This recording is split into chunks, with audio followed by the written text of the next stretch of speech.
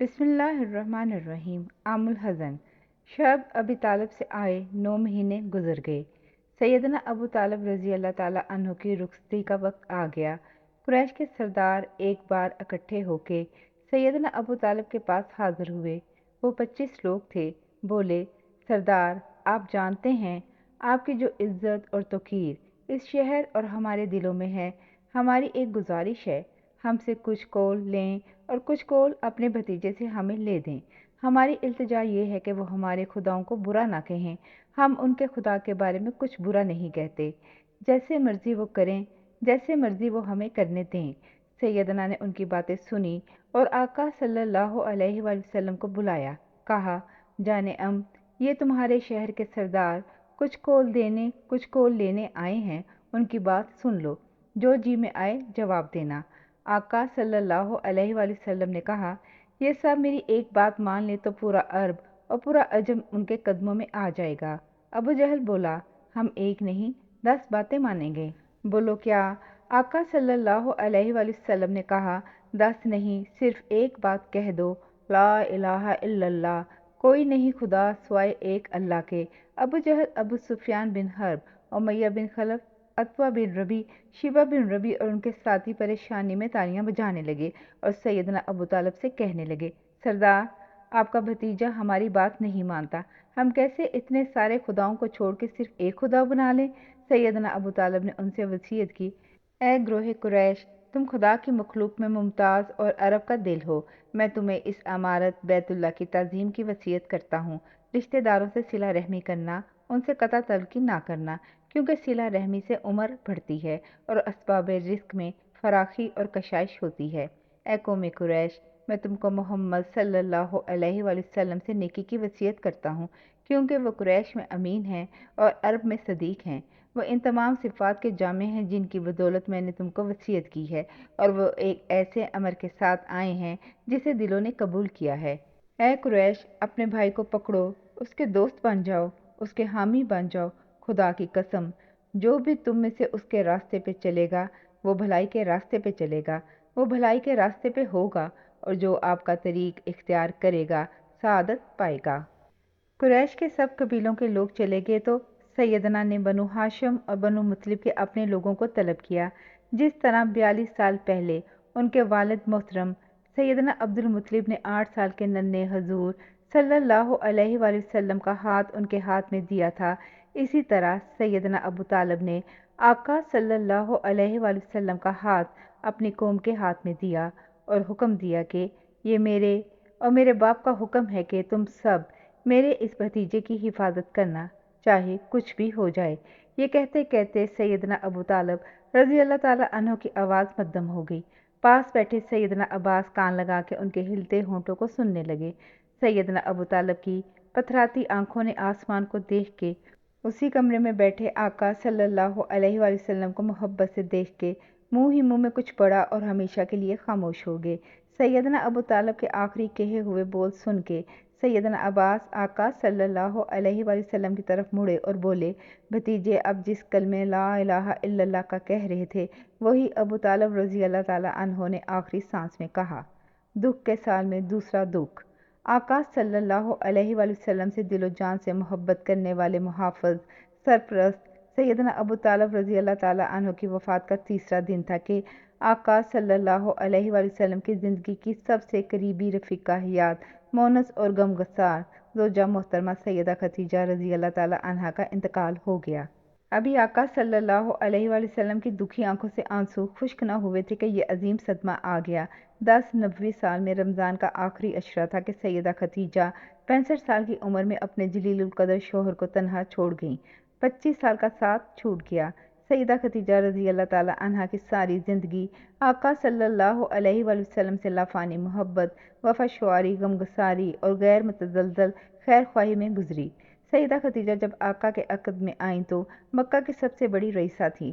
سینکڑوں اونٹوں کے قافلوں پہ ان کا تجارتی سامان عرب کے ریگزاروں سے آر پار قریبی دور دراز کے ملکوں میں جاتا تھا۔ گھر میں آسائشوں اور برکتوں کے ڈھیر لگے تھے۔ سیدہ رضی اللہ تعالیٰ عنہا نے اپنی زندگی کا ہر سانس، اپنا ہر سکھ، اپنے مال کی پائی آقا صلی اللہ علیہ وآلہ وسلم کے عظیم الشان الوہی آسمانی مقصد کے لیے وقف کیے رکھے۔ اپنی چاروں صاحبزادیوں کی پرورش اور تربیت احسن کمال طریقے سے کی۔ 2 بڑی بیٹیوں کی شادی ہو چکی تھی اور وہ اپنے گھروں میں خوش و خرم تھی۔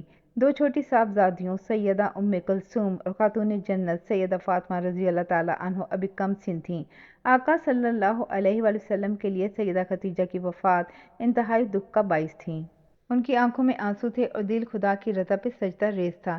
سیدہ خدیجہ کے ساتھ گزاری چوتھائی صدی کا طویل عرصہ 2 محب دوستوں اور انتہائی محبت اور قربت کا زمانہ تھا۔ ان 25 سالوں میں آقا اور سیدہ خدیجہ کے درمیان ایک لمحہ بھی ایسا نہ آیا تھا کہ کبھی دونوں کی کسی بھی مسئلے پہ رائے مختلف ہو۔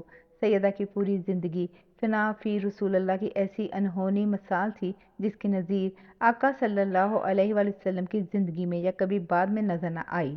سیدہ کی پوری زندگی میں آقا صلی اللہ علیہ وآلہ وسلم نے کوئی اور شادی نہ کی تھی، حالانکہ سیدہ آقا سے عمر میں 15 سال بڑی تھیں۔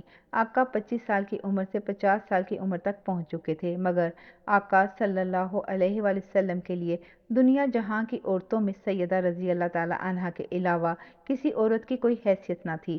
بعد کی زندگی میں جب مکہ سے ہجرت کرنے کے بعد آقا صلی اللہ علیہ وآلہ وسلم نے مدینہ منورہ جا کے ایک اسلامی ریاست کی بنیاد ڈالی جو انہی کی زندگی میں پورے جزیرہ نما عرب میں اپنی حاکمیت منوا چکی تھی، تو عرب کے مختلف قبائل قریبی دوستوں کے احترام اور اسلام کے نام پہ فداکاری کرنے والی کئی قابل احترام خواتین سے اسلام کا پیغام مختلف قبائل تک پہنچانے اور قبائل کے باہمی تعلقات سنوارنے کے لیے آقا صلی اللہ علیہ وآلہ وسلم نے اپنی ڈھلتی عمر میں شادیاں کی، مگر وہ شادیاں چند مہینوں یا چند سالوں سے زیادہ طویل نہ تھیں۔ امام بخاری رحمۃ اللہ علیہ نے سیدہ عائشہ رضی اللہ تعالیٰ عنہا سے ایک روایت نقل کی ہے جسے امام احمد رحمۃ اللہ علیہ نے بھی تحریر کیا۔